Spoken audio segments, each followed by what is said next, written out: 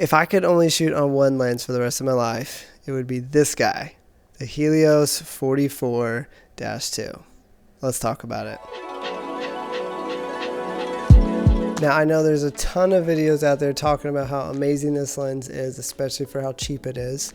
I bought it on eBay for, I don't know, I think it was like 250 bucks. You can find it for a whole lot cheaper, but mine came with gears on it. It has full metal gears for focus and aperture, super solid, extremely high quality, and it was professionally serviced and cleaned, and it's immaculate.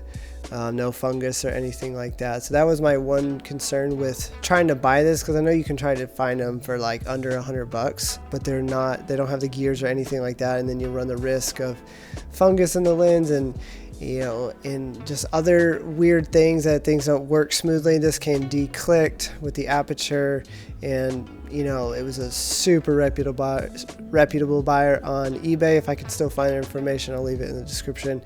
But that's why I spent a little bit more, and this thing is a tank, and I've had it for over a year now, and everything is still completely smooth, operates amazing, and the images that come from this thing are absolutely incredible. Now, I know it's not a realistic thing to say, if I could only shoot on one lens, because that's not really practical.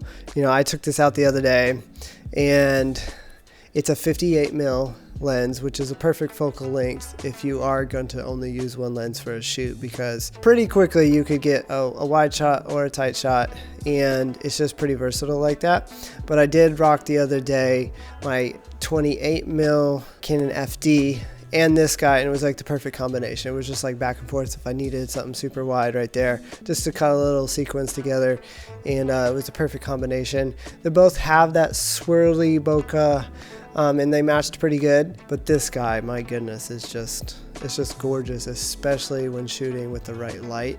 I love shooting with this in hard light, actually.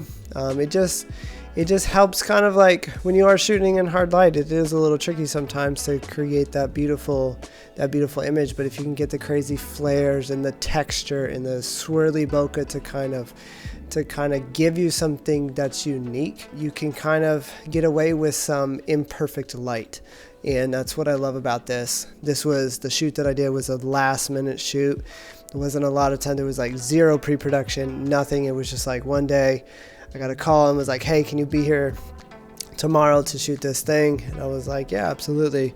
I arrived at like 2 p.m.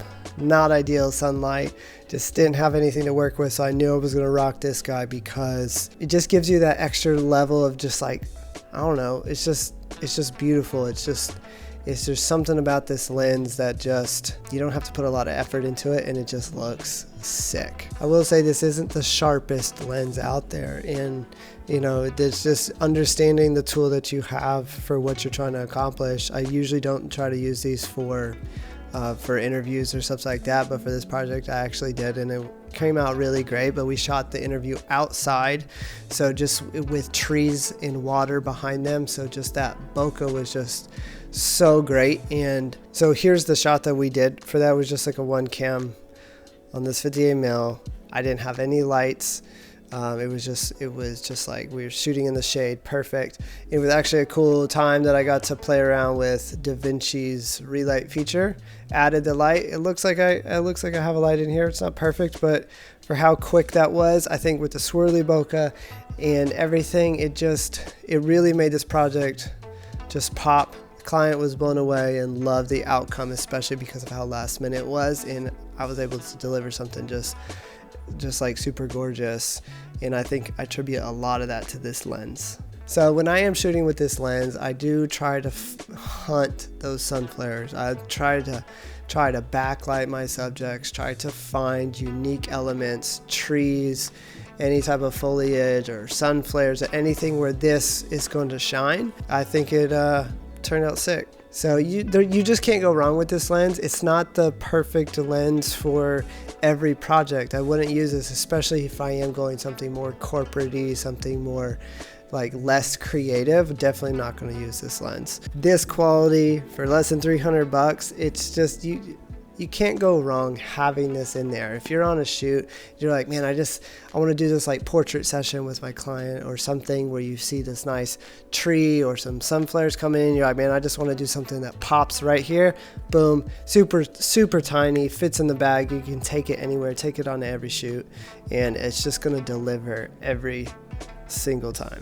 Now, I will say the only thing that I changed from this from when I bought it was I changed this hood part here where you screw on filters. I forget what filter size it came with, but this thing just screws off. So this part here just screws onto the front of the lens. I don't know, it says it's a 49 mil. So the front of the lens is a 49 mil filter thread. So when I got my Canon FDs, I had those front, this exact same thing.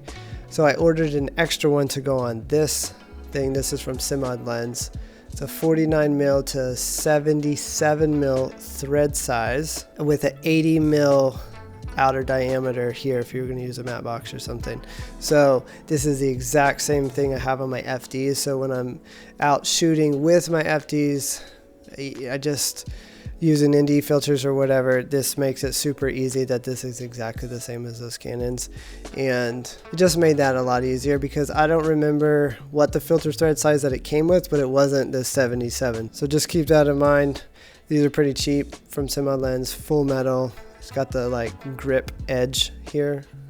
Probably can't see that, but makes it really easy to take on and off, and super great. I also got these really sick lens caps, custom made with my logo. Has the millimeter and the name of the lens, the aperture, and the minimum focus distance right there on the cap.